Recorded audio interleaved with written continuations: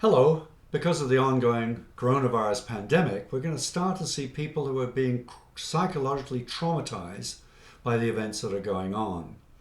And so let's talk today about how to help someone who is experiencing symptoms due to a trauma-related disorder. Hello, I'm Dr. David Murphy. I'm speaking to you from Leamington, Ontario. I'm a physician, I'm a psychotherapist, and I'm also a mental health first aid instructor. So what is mental health first aid? Well, mental health first aid is the help provided to a person who is experiencing a mental health crisis. Unlike physical first aid, the help is provided until appropriate other help is available. And so, one of the symptoms of a trauma-related disorder is flashbacks. Let's talk about that today. When someone is experiencing a flashback, they are feeling as if the event that traumatized them is actually happening now. They can't tell that it's really not real. They can no longer tell the difference between what is really real and what is really not real. And when someone is experiencing a flashback, they might appear to be having an anxiety attack or a panic attack, but also they can appear to be zoned out in some way. And so what does someone look like when they're zoned out? Let's talk about how to help someone, first of all, who's zoned out. Well, they'll have what's called that 1,000-yard stare. They'll appear to be staring to some point way off in the distance that can't be seen. And also their face might seem to be quite calm, or it might seem agitated at the same time. And so what we need to do as a mental health first aider is to help them back to the present time, the present place. And we do that just by talking first of all. Start talking calmly. First of all, introduce yourself. I might say, "Hi, I'm David," and then say, "I'm here to help." "Hello, my name is David. I'm here to help." And then start talking with positive affirmations. Everything's going to be all right now. You're going to be okay. Use words like that and keep talking until you get their attention. You know when you've got their attention when they start to look around them. They start to looking somewhere else other than straight ahead. And they then might start to look a little confused because they might not know exactly where they are, having been lost in this flashback.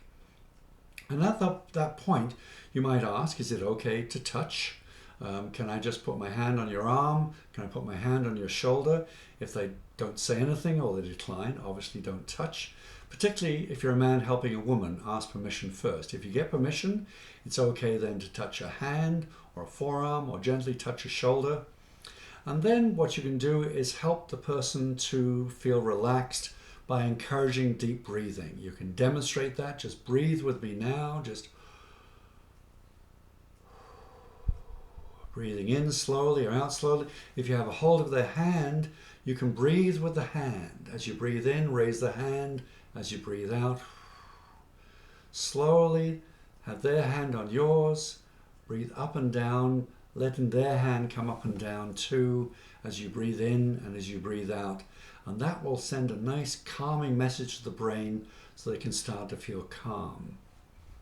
At that point, when you see that they're starting to feel calm, they're starting to look around, you can perhaps ask them, what happened to you? What's happening to you now? Start to ask some open-ended questions, encouraging them to talk.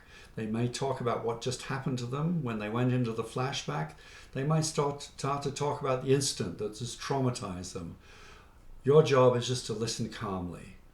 Avoid offering advice. It's not your job to resolve the problem for them.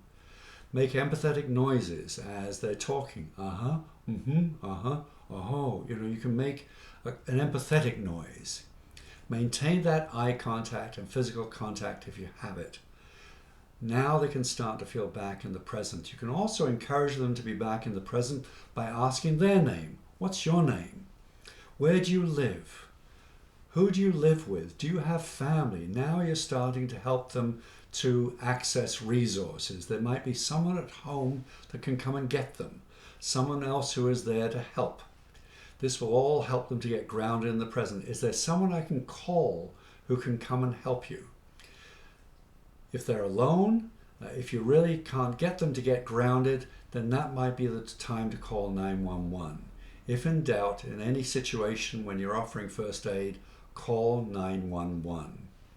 If on the other hand you've got a name, you've phoned home, you found the name, you've explained the situation, you might hear, Yes, they've been in the situation before. We know what to do. We'll come and get them. We'll be right there. In that case, you know help is on the way. And you wait there. Continue to talk calmly and quietly and compassionately. Keep speaking the positive affirmations. You stay there until help arrives, either from home or in the form of a first responder, ambulance, fire truck, whoever comes the first. And so again, if you can't get their attention, if they continue with that 1,000-yard stare, call 911.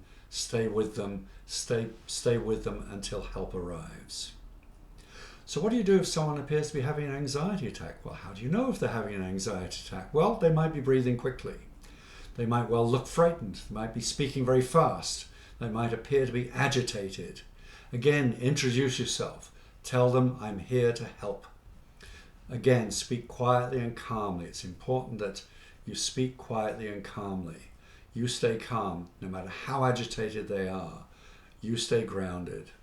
Start to offer those positive affirmations.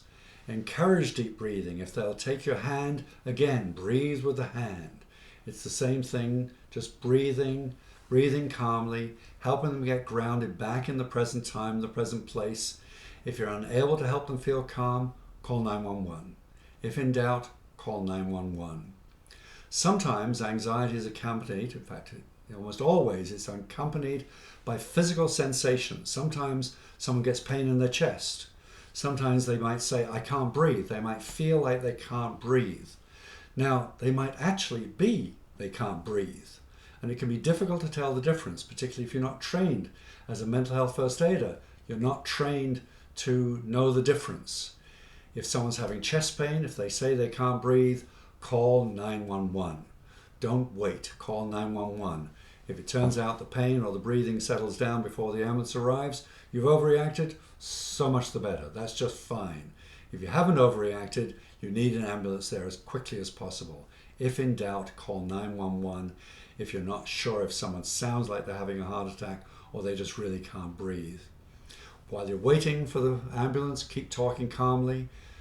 Keep encouraging slow, deep breathing. And if they start to feel calm, then that's okay. You don't have to call 911 again. Ask them questions about themselves. What's your name? Where do you live? Do you have family? Is there someone who can come and get you? Is there someone I can call? If you get a name, call them up. While help is on its way, you stay with the individual, you stay with that person, you continue to talk calmly, you continue to be that help for them in that way. You stay with them until help arrives. So I hope that's helpful. Remember that if you are only there to help resolve the crisis, you're not there to treat, you're not there to diagnose. It's not your job to fix the underlying problem. Just help them until the crisis is resolved. If you need any more information or if you want to contact me about how to learn more about mental health first aid, you can contact me through my website, drdavidmurphy.ca. If you're watching this video on Facebook, remember to like my page so you can get updates on new videos or new information. If you're watching this video on YouTube, please remember to subscribe, and that way you can get further notifications of new videos. I'm doing my best to post one every day while the coronavirus pandemic is ongoing. So again, I'm Dr. David Murphy. I hope to talk to you again soon. Bye for now.